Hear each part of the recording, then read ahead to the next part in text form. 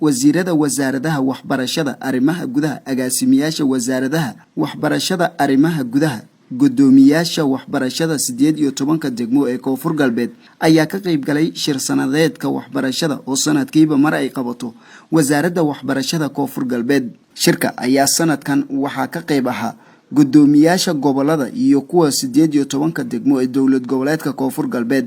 ajandaha shirka oo ahaa horumarinta waxbarashada degmooyinka iyo baahiyaha waxbarashada ka jira degmooyinka Koonfur Galbeed ayaa waxa ugu horeyntii ka hadlay agaasimaha guud ee wasaaradda waxbarashada Koonfur Galbeed Mudane Fadal Cabdullaahi Mursal iyo wasiiru dawlaha madaxtooyada Mudane Maxamed Khayre. mahaniidina kulanku geek una qobadahayna wasaaradda arrimaha gudaha ya degmooyinka iyo gobolada yeeshaantii daraaddeed laakiin qorshaha oo wasaaradda sanadkan ka jartay hay'ad in guud ahaan dadku ku shaqeeyo waxbarashada iyo dadka maamulka inay kulana degmada Baydhabo waa sanadkii lamaad oo coordination kan una qobadaan kulankii ka horeeyay oo sanadkii hore ahay may baka kulanahay guud ahaan shaqaalaha wasaaradda gobolada iyo xaan roogan xarunta leh laakiin sanadkan ma inay suurtagalay ilaahay mahadis inay guud ahaan maamulkii iyo waxbarashadii oo kulankan wada kulan ujeedadan ka weyn aata silim xoojii lahay wada shaqaynta oo isleeyin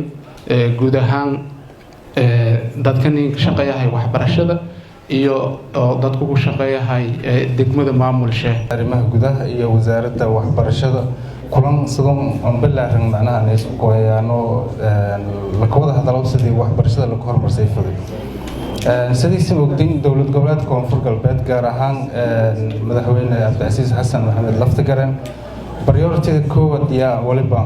waxbarashada in Koonfur Galbeed kor lan qaado runtii maalintii markii koreeytay mas'uuliyiintan Koonfur Galbeed qowle ama madaxweyne ka nagadeen waxbarashada heerkii roogtii ama tirada ardayda meel raay iskoolan baasi igeek wala iskoolan baawntii difference wiingan dhaxay wasiirka wasaaradda arrimaha gudaha Koonfur Galbeed Mudane Cabdullaahi Xaaji Xasan iyo wasiirka waxbarashada dawlad goboleedka Koonfur Galbeed Mudane Maxamed Cabdiraxiin Nuur ayaa ka hadlay ahmiyadda shirkan macallin wasiir iyo bahda waxbarashada idil waxa idin hor fadhiya waa gudoomiyaashii degmooyinka iyo gobolada state-ka waxay noo soo socday muddo 3 maalmood 4 maalmood barnaamij oo aan wadnay wasaaradda waxbarashada wasaaradda arrimaha gudaha qorshahana waa noogu jirtay maalin in la siiyo wasaaradda waxbarashada iyo tiimkeeda inay la kulmaan gudoomiyaashan fursadan qaaliga ah aan la heli karin wasaaradda ma awoodo inay degmo walba tagto laakiin maanta degmo walba gudoomiyadeedii fadhiya meeshan state-ka ah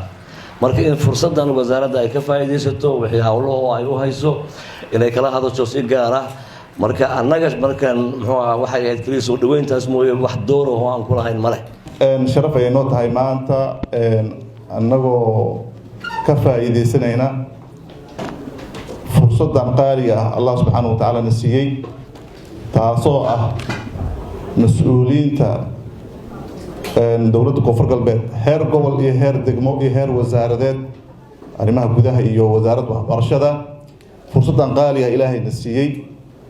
taasoo ah mas'uuliyad aan xambaarsannahay inaan u adeegno bulshadeena waxa lagu adeeg waxa wanaagsan waxa weeyaan in wax la baro Maxamed Aadan Soodaal TV-ga iyo raadiyaha dawlad goboleedka Soomaaliyeed ee Jubbaland magaalada Baydhabo.